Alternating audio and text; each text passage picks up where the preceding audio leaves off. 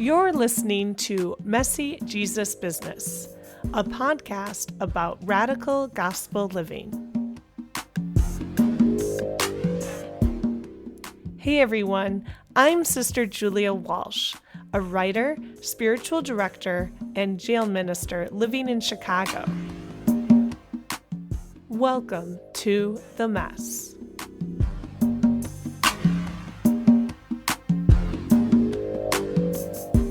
I've been blogging at messyjesusbusiness.com since 2010.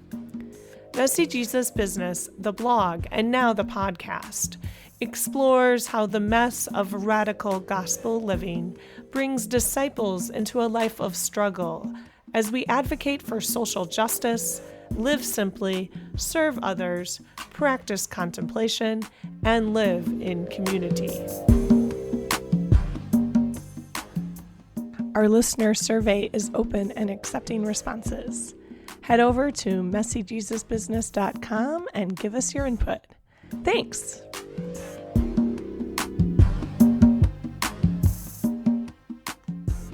Now, on to our guest.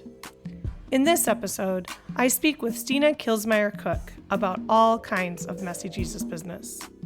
Stina Kielsmeier-Cook is a writer from the cold north, where she raises kids, maxes out her library card, and is usually late for church.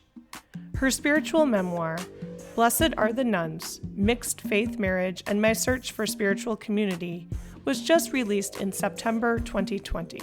She works as the Director of Communications at the Collegeville Institute, where she is the managing editor of Bearings Online. We discuss mixed faith marriage and wrestling with questions of faith and bridging Protestant and Catholic divides. We also talk about the nuns and nuns movement, and we've dived down into the very essence of faith. What is faith exactly? And what does mystery have to do with faith? Enjoy. Hi, Stina. Welcome to Messy Jesus Business. I'm wondering if, before we get into the questions, I have a lot prepared for you. I'm so excited about your new book. If you would read an excerpt for us, please. Sure. And by the way, congratulations. Congratulations. Thank you. Is Blessed Are the Nuns, Mixed Faith Marriage, and My Search for Spiritual Community. Oh, well, thanks so much for having me on. I'm really stoked to be here. So this is an excerpt from my book, Blessed Are the Nuns. It comes towards the end of the book, and I guess for a setup, I don't know if there's much setup needed. Maybe I'll go into it afterwards if anything needs further explanation. But the title of the chapter is called Nuns Picnic. The nuns tell me they want to present on the nuns and nuns idea at their September community meeting in a few weeks. There isn't much for me to do but wait. Well, wait and finally introduce Josh to the nuns. Sister Suzanne sent out an invitation to the spiritual formation group months ago, and I had put it on our shared Google Calendar. During the last week of August, the nuns host a picnic in a park for the visitation companions. When Josh and I talked through our end of summer plans about whether we can squeeze in a camping trip to the North Shore of Lake Superior, I remind him of the picnic. We have to go, I say, pointing to the purple shaded item on the calendar on my computer screen. I committed months ago, and you really haven't met the nuns yet. Months later, when I asked Josh what he remembers about the picnic, he said he had a good time. You did? I said. I wasn't sure. Of course I did, he said. The sisters are so warm. They make you feel welcome right away. It was true. The sisters seem to exude joy whenever I see them. Sister Catherine gives me a hug and a humongous smile, sometimes clapping her hands together in delight. Sister Karen leans in to ask me how the writing is going, how the children are doing in school. Sister Mary Francis's rich alto voice declares Stina when she makes eye contact with me, as though I were the prodigal daughter returning home. They are hard not to love. The nuns' picnic is like this: wooden picnic benches in a park by the Mississippi River, a grove of towering cottonwood trees casting dappled shade on end of summer grass, kids running about the lawn, spinning, cartwheeling, leaping like little goats. The normal constraints of the city, the watch out for broken glass and hold my hand when you cross the street, are blissfully unnecessary. We are picnicking by the river and it is glorious. I carry a bowl of salad for the potluck, 2 silver serving spoons poking out like bunny ears, and add it to a crowded table. Sister Suzanne bustles about, opening coolers and setting up plastic cutlery. The nuns gush and shake hands with Josh. So wonderful to finally meet you, Josh. He makes small talk with the others. Someone hands us each a bottled water that sweats with water droplets. Josh is with me, meeting the sisters and other visitation companions, and it is a good thing. We pile our plates with burgers, hot dogs, potato chips, salad, watermelon. My daughter sprawls across my lap, red juice dripping down her hands, listening to the adults chatter about her. Someone has brought blue camp chairs, the kind that fold up like umbrellas, and my son sits with his paper plate on his lap. Sister Karen offers him a small can of A&W root beer, and he takes tiny sips before carefully placing it back into the cup holder. We wear name tags and I meet new people, but mostly I watch Josh talking to the sisters, smiling. He laughs and they laugh, and later Sister Karen tells me, "You didn't tell us your husband was so handsome." At the end of the picnic, the sisters invite us to join them in evening prayer. They pass around booklets so worn and soft that I worry the stapled bindings will break, shedding whole pages across the lawn. We sing hymns and recite prayers, and occasionally I shoot glances over to Josh, who is sitting at a picnic table on the edge of our circle, looking at his phone. The kids grumble, "This is boring," and I hand them potato chips, one by one. We are a small circle, a cluster of Catholic sisters and lay people, joining our words to an ancient prayer form. Josh sits on the outside, not participating. He's only here because of me, because of duty, because he knows our marriage only works when we try to love what the other loves. It's part of the commitment we have both made. When Josh was in the mycology club in graduate school, I would join his friends for forays to hunt for chanterelles and chicken of the woods and forest preserves, not because I am crazy about mushrooms, but because he was. Loving each other doesn't mean giving up our distinct beliefs or practices. Loving each other means we seek to understand and hold what the other holds sacred. Well, I'd love to hear about your journey. And obviously, when people read your book, they'll really get a sense of it. And yet, I'm wondering how you would summarize it now, of how you got to this point of writing a really vulnerable memoir about how to be in a mixed marriage in this time. I attended a Collegeville Institute writing workshop before I was on staff there. I work there now as the director of communications, but back in 2014, I was pregnant with our second born, Rowan, and had been mostly a stay-at-home parent and was just kind of like just doing the motherhood thing and kind of just trying to figure out, well, what else am I called to beyond this role? And so I was in a writing group. One of my friends was like, "Hey, you should apply for one of these writing workshops." So I went to a writing workshop pregnant, like knowing I was going to have a baby soon. And that was right around the same time that Josh was like, "I don't think I can do the Christian thing anymore." So just for anyone listening, our story is that we both got married, or we met and got married when we were both pretty devout Christians. And then several years after our wedding, my husband said that he couldn't do it anymore. He couldn't do the religious stuff anymore. So I was kind of reeling, trying to figure out, like, how do I process this? Like, how do I understand what my life and faith looks like now? Because I had been taught my whole life that to have a healthy marriage, you needed to both have a mutual love of Christ. And that was kind of like the foundation. It was like the rock, right, that you needed to have undergirding everything. And so I didn't know how to process this. So I was writing in my journal, and that's one form of writing, right?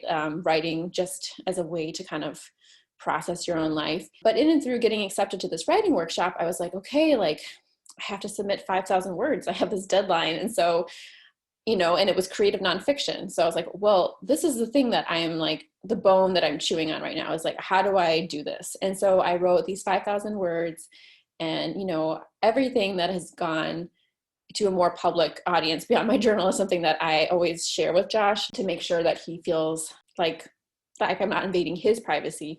And I tried to just write about my experience and not his faith experience beyond just the way that it has impacted me in my life.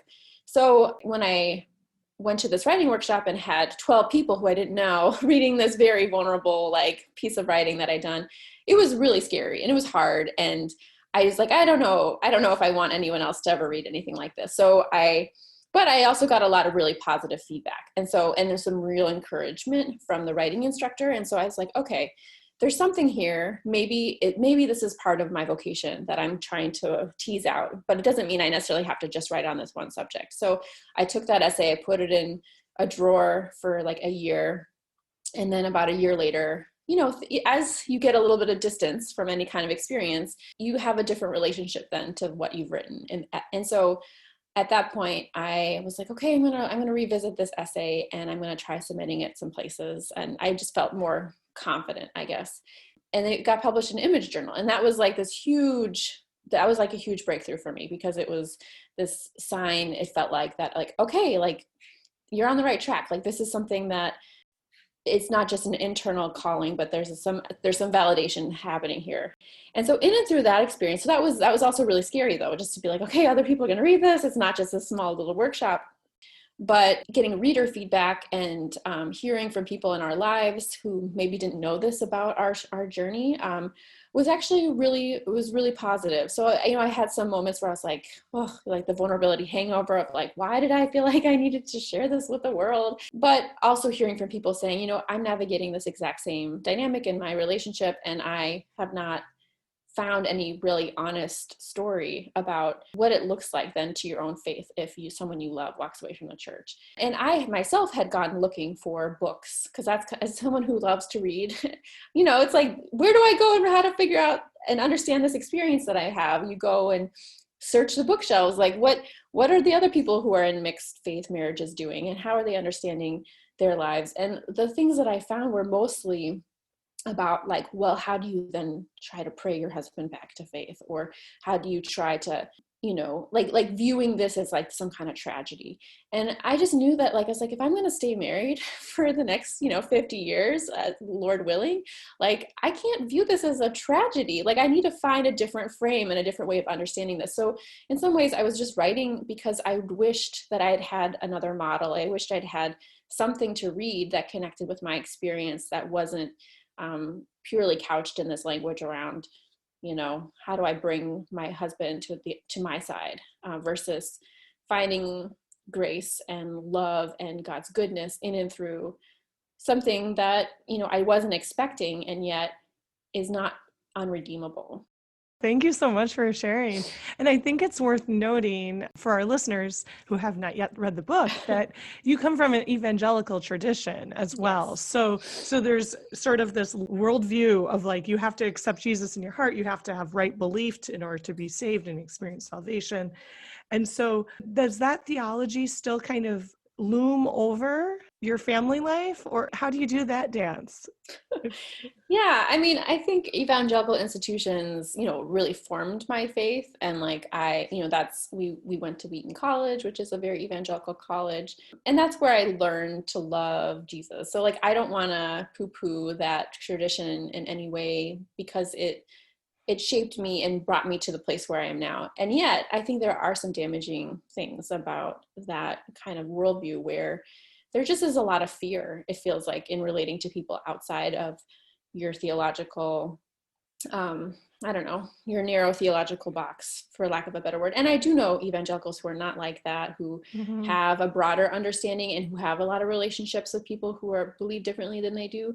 But I think, so it just depends on the flavor, but I think, if you just don't have a lot of experience relating to people who have a very different understanding, either different faiths or understand, or who, don't believe in anything, then when you encounter that, there's just, a lot of fear. It's like, well, unless you do these XYZ things, you are going to be cut off from God's love forever. And so I think that fear, that was something that's one of the big trajectories in the story, I hope is moving from a place of fear to a place of trust, not, trusting that God can still be good in the lives of the people who believe differently than we do. One of the things that I find fascinating about you, Stina, is like, you come from this evangelical tradition. There's that fear, sometimes this culture of narrowness, and also like separation from more traditional forms of Christian faith, such as Catholicism. And here you are, committed now to being a visitation companion. So the visitation nuns who are in the Twin Cities, you are what's like an associate, or in my congregation, the Franciscan Sisters of Perpetual Adoration, we call the lay people who partner with us and live our charism affiliates. So you're committed to the same sort of like, oh, I'm walking with these nuns and I'm praying with them. I'm praying the liturgy, the hours, the divine office. I'm committing to their values. I pray to the saints, and yet you're totally you and rooted in where you come from and who you are. So I see you as a person who's sort of bridging a lot of worlds, and I'm wondering how that is for you. The book starts out talking about Josh's faith shift of walking away from Christianity, but then the spotlight turns back to my own spiritual journey and losing any sense of certainty around this kind of worldview. Like I was saying, in the evangelical institutions that I was raised in, it's like suddenly everything feels up for grabs.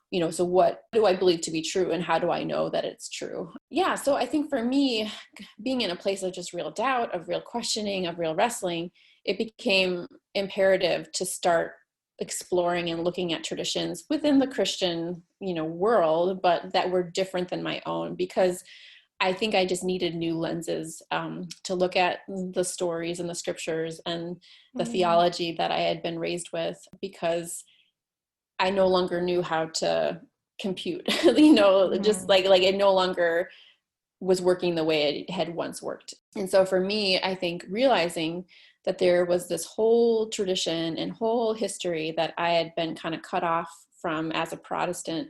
A lot of Protestant churches will talk about, whoever was the founder of their denomination or that history, but then it's like, that's kind of it. It's like the early church, and then it's like, Luther or whatever.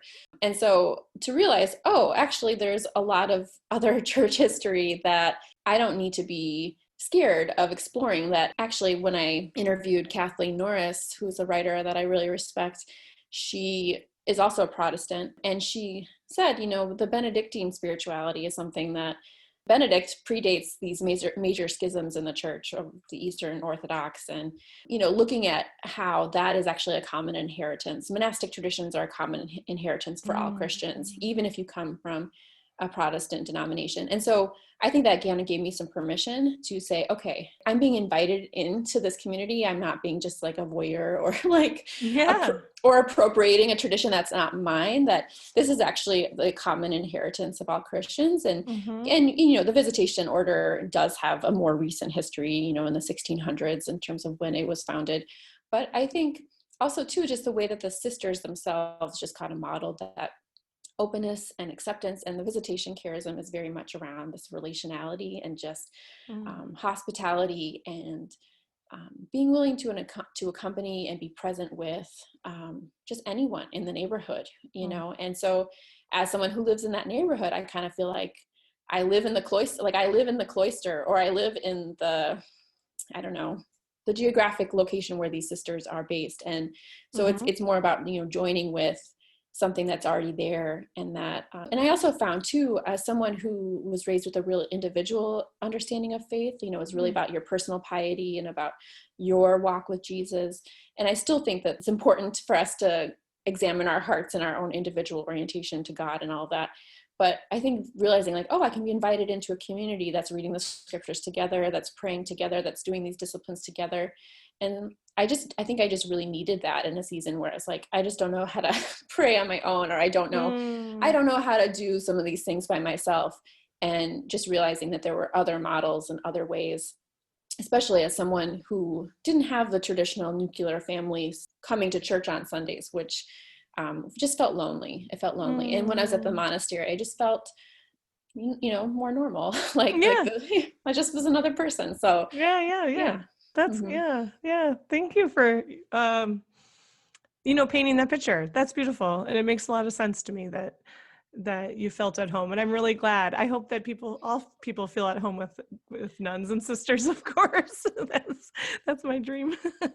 And so now you're living this life of loving your husband, Josh, doing the dance of exposing your children to all sorts of realities, continuing to pray with the nuns, attending your Protestant church, lots of different things. And, and as I was reading your book, the question that emerged for me is, what is faith for you and what is doubt? Yeah, well, I think that that's what I try to complicate a little bit in Mm-hmm. this in the memoir, and it is a memoir, so it isn't trying to be a theological, Mm-hmm. I mean, I think all people can be theologians in the sense that we all have a story about our relationship with God that holds truth. But I think for me, it was really important to kind of, yeah, muddy those boundaries between belief and disbelief, because I think, at least in the tradition that I was raised in, there were really clear like lines around, okay, if you pray this prayer, if you mentally assent to these kind of key things around Jesus dying for my sins, XYZ, if you believe these or mentally believe these things, then that's the boundary line.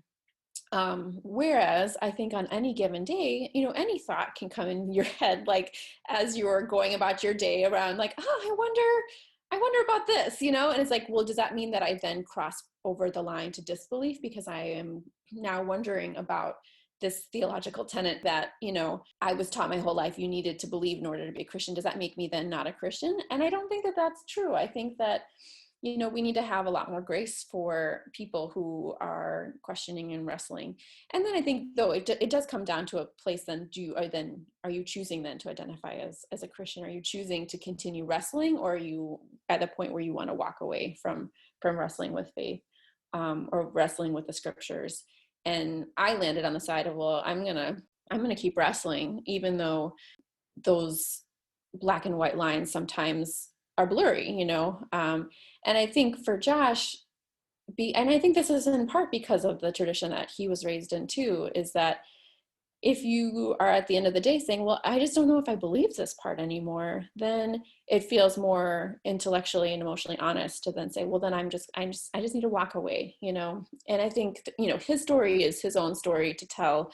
There are a lot of reasons for that for him beyond just, can I mentally, agree to these tenets? But yeah, so I guess for me, what faith is dressing for the weather and continuing to walk anyway, like no matter what it is, so there's one or chapter where I talk about the difference between, like going for a walk in a wintry mix, we get the wintry mix weather a lot here in the Midwest, where it's maybe hovering between 31 and 34 degrees, and if there's moisture coming down, then it can switch from a drizzly kind of rain to snow, right? And so I use that metaphor to kind of talk about, well, where is this line between doubt and faith, between a Christian and a non-Christian, this binary that we've set up in the church around what does it mean to be a believer or an apostate, and I think that for me, it's like, well, sometimes I'm on the 32 degrees or I'm on the 31 degrees side, and sometimes I'm on the 34 degree side, but I'm going to continue to dress for the weather and walk anyway. And I think that that's what faith is that you're continuing to walk in the rhythms of the church. You're continuing to put your trust in God, even if, whatever's happened in the spiritual weather that's going on isn't always consistent, and just making that just normal. Like, I think that if you talk to any Christian, they're going to say, that's just the way it is. We go through ups and downs and a lot of variation in our spiritual walk. So I think then, yeah, on the flip side, then it's like, well, then choosing not to walk any longer, or choosing not to be on this path, or to identify with this tradition. And from my end, I think it takes a lot of courage and a lot of integrity in some ways to be able to then say, I'm going to make that choice, even though it's going to cost me some of my family relationships. It's going to mean that I no longer have this place of belonging. I think that we need to have a lot of compassion for what that journey looks like, and not, paint it in this overly negative light, because I think too, can we just trust that even if people are traveling in a different way than we are, that God is still good? And I don't have the answers for what that actually means in any kind of real way, related to things like salvation or, some of these other doctrinal questions. But what other option do we have but then to continue walking and just trusting that maybe God will make this more clear as we keep going? I don't know. Yeah, that's Well put. And I think what you're really surfacing here is the messiness of it, and how some of us choose to embrace the identity and to do the struggle with faith and doubt within the context of the institutional religion or the faith community, and some of us say, yeah, I can't really claim this identity authentically, so I'm going to wrestle on the outside. Right? And I think that's a lot of like what's going on in our larger society in the macrocosm is we all are people on journeys of exploring deep questions, exploring meaning, exploring belonging, trying to come to a sense of clarity and certitude about things. But the more we learn and the more we discover, if we're being honest with ourselves most of the time, we're going into the places that are gray and muddy and murky, and right? And that's the messiness of faith and discipleship from my point of view. So yeah, that's well said. So you continue to claim the identity of Christian, but you and Josh might actually be of total like heart and mind.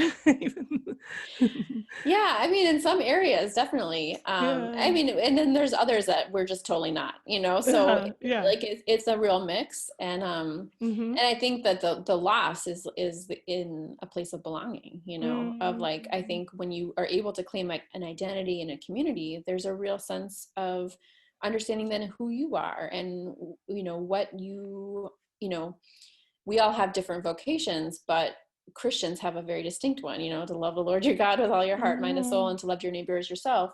And so that becomes the animating sort of frame in which we understand how do we make our choices. And so if you no longer have that shared frame or shared language, it is really hard because suddenly now you're having to figure out different ways of communicating. And there still are, we still share many of the same values.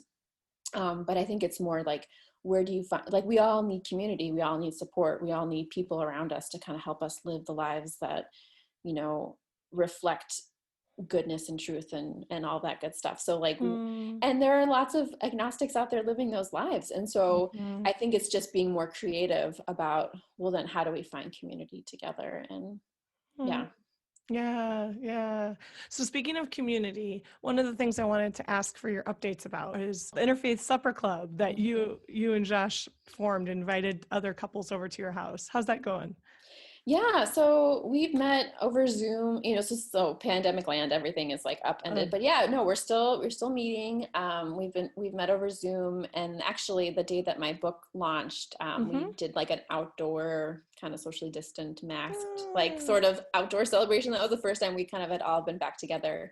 But yeah, no, it's been really great. And honestly, the church that I attend, with the book coming out too, has been is like, so these events are coming soon in the next month, but they're going to have like a panel of, on Zoom of interfaith families at the church to be able to talk about their experiences. And I've just been so grateful that I'm in a faith community that has been open and willing to create spaces for interfaith families, because that's part of what makes it so hard. It's just this feeling of isolation and loneliness, and like, it's just a very particular experience to show up at church without your spouse, or to try to figure out how to fit in with other families where you're both not equally invested, Mm-hmm. right? So the Interfaith Supper Club, we're all, couples where there's one Christian and one non-Christian.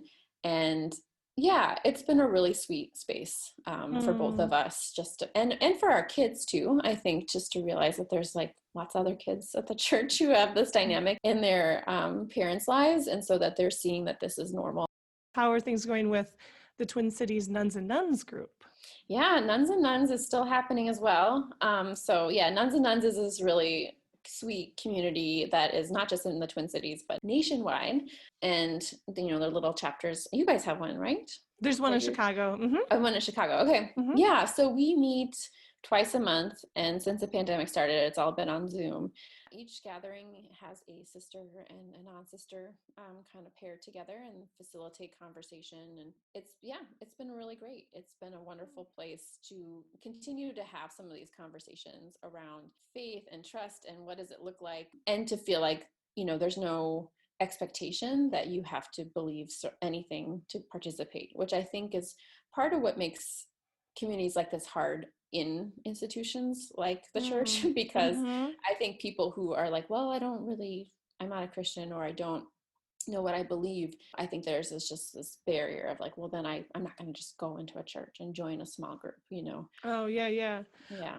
And as you say that, it reminds me how I think, some decades before I came to my community, the Franciscan Sisters of Perpetual Adoration here in La Crosse, Wisconsin, I think the sisters in my congregation were intuiting this need for places that would allow groups to mix, and that led to their foundation of our 3 spirituality centers, which are totally places of hospitality to anyone who is a spiritual seeker of any sort. And so people of all sorts of faith journeys and backgrounds come, believers, non-believers, people who are interspiritual, and they gather around the questions of being human and doing, sometimes conversations about spiritual practices and action, but oftentimes it'll be something like, how do we handle grief, or how do we handle mental illness, or how do we handle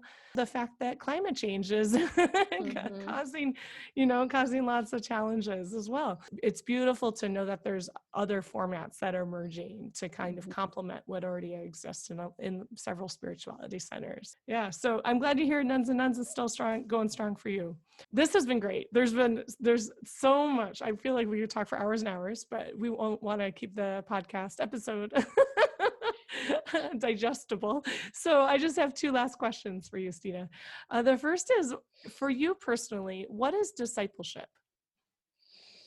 Discipleship. Wow. I think it's inherently relational. And I think in the context of the Christian church, it looks like relationship with a mentor who models the spiritual disciplines, spiritual maturity.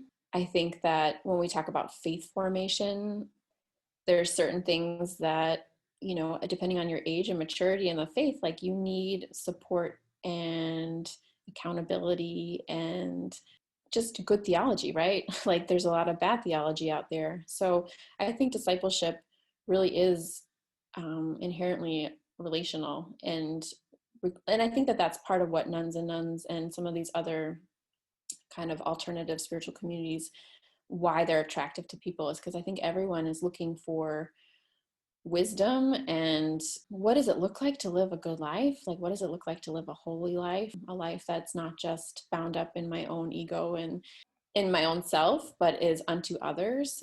And so, yeah, I don't know if that answers your question. I guess I don't know. And to the discipleship, it's, I mean, ultimately it's being a disciple is following Jesus very closely, right? But I think that, at least for me, I think maybe this has been the big swing that I've experienced as a post-evangelical, is leaning much more into community than I did before, in terms of helping me understand what it looks like to be a Christian, that I'm not a Christian. Nobody can be a Christian all by themselves.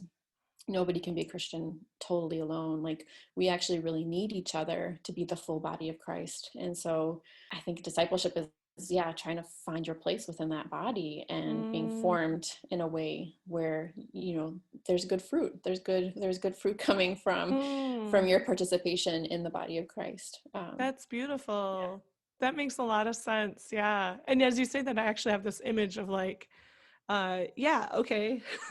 If we are all part of the body of Christ, like, we want to be a healthy part of the body, right? We don't want to be like an infected arm or a weak arm or something like this, but we want to contribute to the wellness and the overall common good ultimately. Yes. Yeah. And I'm really hearing from you this important acknowledgement about how we can only really follow Jesus with each other, right? And it is in relationship with each other that we come to be in better relationship with Christ. Right. So that's beautiful. Thank you so much. Wow. So there's a lot to this, and I just thank you so much for sharing your wisdom, your story, your truth, your perspective, your experience, and to doing this dance of faith and doubt and community and searching and seeking with such integrity, with such authenticity. Yet I know it could be a struggle. So I'm wondering for you, what is messy about all this? Oh, everything. Absolutely. It's so much easier to have a black and white frame. It's so much easier to just slide into the puzzle piece that's, to just fit. Oh, everything is working, for me. I fit the demographic, or I fit this. It would be so much easier if Josh was a Christian. No doubt about it. We wouldn't have to be creative and trying to figure out, alternative forms of community. So it's messy. And I think that the book, I'm hoping, shows a realistic, of grieving. Like, I think that there can be a grieving process in and through, this is what I thought life was going to be, and this is the way it is. And we all have that to some degree, whether you're in the specific dynamic of a mixed faith marriage, or if you just had a certain idea about what you thought God was going to do in your life, or you would be. So I think in a lot of ways, it's messy because it's reckoning, with, maybe smashed ideals, and realizing that this path looks different than I thought it would, but maybe this is actually the journey that God had for me all along, and that there are companions here too, in this. So it feels messy because it isn't always obvious, and sometimes you feel like you're bushwhacking, and sometimes you feel like you're like, I don't know what the next step might be. But I think, at least in my case, I found that there's just so many more people out here in this very gray area than maybe I had originally imagined, and that you can still, that God is still good in these places. So yeah. Amen. God is good. And we can trust in God's goodness, even though we don't know what we're doing. Exactly. Exactly. Yeah. Amen. Oh, thank you so much, Stina. Thank you. Such an honor. Yeah. Is there anything else you wanted to add? No, just, if people want to find me online, I'm stinakc.com, and on all the social media platforms, I'm stina.kc. So I'd love to, if people are in interfaith relationships, or love someone who's walked away from the church, or are, like, it can be lonely. So I guess I just want to say, come connect if that's something that you feel like you need. And just thank you so much for the time to have this conversation. It's been really great. My pleasure.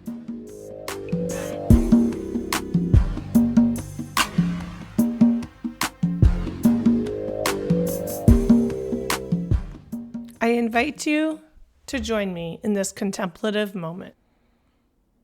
Holy Mystery, God of wonder, God of goodness, open our hearts and open our minds to understanding and appreciating all people, no matter their faith traditions, no matter if they identify with a tradition or not. Help us to seek you and to follow your ways, to praise you and to be instruments of your holy presence. May we respect those who are different from us. May we respect those who have no faith tradition. May we respect those who have a faith tradition different than our own. May we seek to know the truth of your word and find common ground among the many faith traditions and mysteries among us. May we recognize that we share a common humanity. Help us to be people of compassion and understanding. Help us to appreciate our diversity. Come among us and help us know your peace. Amen.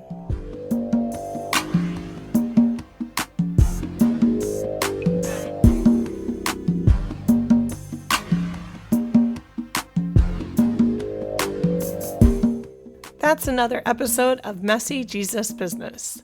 Thanks for listening. Messy Jesus Business is produced, hosted, and edited by me, Sister Julia Walsh, with assistance from Cherish Budzinski. You can find us online at messyjesusbusiness.com and on Facebook, Twitter, Instagram, and Patreon. If you like what you heard, could you please do a few things? Share with your friends, subscribe wherever you find your podcasts, and leave us a review. Plus, I'd love it if you could support us on Patreon. Thanks! Messy Jesus Business is produced in partnership with the Franciscan Sisters of Perpetual Adoration. You can learn more about our religious community and donate to our mission at www.fspa.org. Thanks. I'm Sister Julia Walsh, and I'll catch up with you next time. Until then, peace and all good.